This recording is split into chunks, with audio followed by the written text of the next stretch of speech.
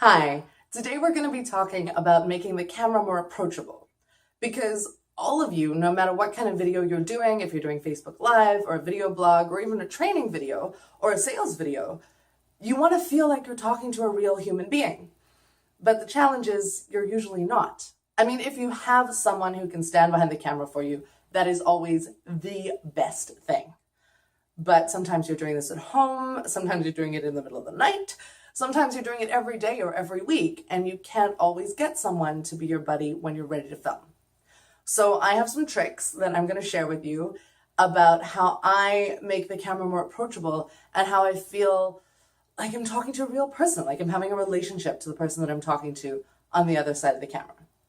The most important thing that you can remember is that you're not talking to the camera, you're talking through the camera to the person on the other side. So the best trick that I can suggest for remembering this is to get a photo of someone that you love, someone who represents your audience though. You need to know who you're speaking to. And if the person that you like can represent the people that you're talking to, that is always the best. So if you're a business person, that would be like an ideal client. Get a photo of your ideal client. I don't know, steal it off Facebook. They're never going to know. You're not going to use it for anything other than rehearsal. So it's not stalking, technically. So take a photo of them and put it behind the camera. Now, you want to put it in eye line with the lens because the lens is really, that's where you're talking to your audience through. So I'm going to take just a little sticky note with a happy face because I don't have a photo of someone right now to use. And I'm going to put them right there so I can see them just above the camera. Now there's a trick to this. The closer the camera is to your face, the more you need to look right into the lens and speak right through the camera. But if the camera is quite far away from you, your line of sight isn't going to be so obvious if you're looking straight at it or just above it.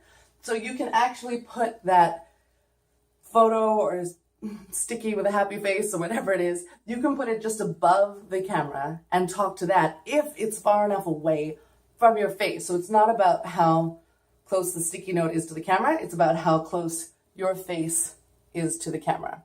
So ideally a photo of someone that is actually interested in what you're talking about and someone that you like. You have to like them, you have to feel like they're interested in what you're saying, and that will create a relationship between you and your audience that is real.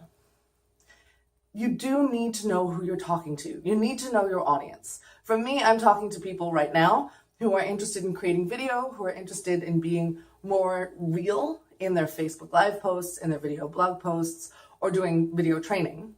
Usually entrepreneurs, but anyone who's doing that as part of their life or part of their business. So you need to know who you're speaking to. You need to know what's important to them. You need to know what about you and what you're saying is going to appeal to them so that you can keep that in mind with your relationship. Ideally, you want to have as much fun with this as possible. So if the photo isn't working for you, if it's not silly enough or fun enough, there's a few other things you can do. You could put one of your favorite stuffed toys, maybe just kind of balance it on top of the camera. There's this really cute little hedgehog. I don't know how I'm going to make him sit. There we go. We can just put him there like that and talk to the little stuffed toy. That might be quite fun. Or you could even dress your camera up. So I have a hat and a scarf here. So I'm going to put the scarf around the tripod and kind of tie it in a bow-ish kind of thing. It doesn't really go high enough for you to see, but there. Kind of like a cravat kind of thing for the camera. And I haven't figured out how to balance this because I don't actually do this, but I thought it would be really fun because if I actually want to put the hat on the camera, it's going to sit like this. And obviously that's going to go over the lens, so you won't be able to see it, but you can kind of maybe use some tape or something. There we go. So you could dress your camera up and talk to your camera like it's an invisible imaginary friend. Have fun with it. So find ways to make this enjoyable for you. Find ways to make this real and fun and create this relationship. But remember, the most important thing is that your audience is not at the camera. And this is actually one of the reasons why dressing up the camera might not work quite so well, because your audience is behind the camera. They're about a foot behind the camera. If you think about this being their computer screen, where they're watching you, they're not here. They're not right up against their computer screen, I hope. They're sitting maybe about a foot away. So when you are speaking to your audience, remember not to speak to them like they're right where the camera is, because that feels very different.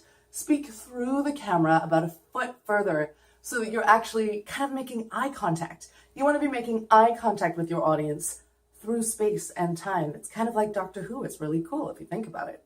So I hope that was helpful, but I just wanted to help you make the camera your friend, because the more fun you have with this, the more fun your audience will have.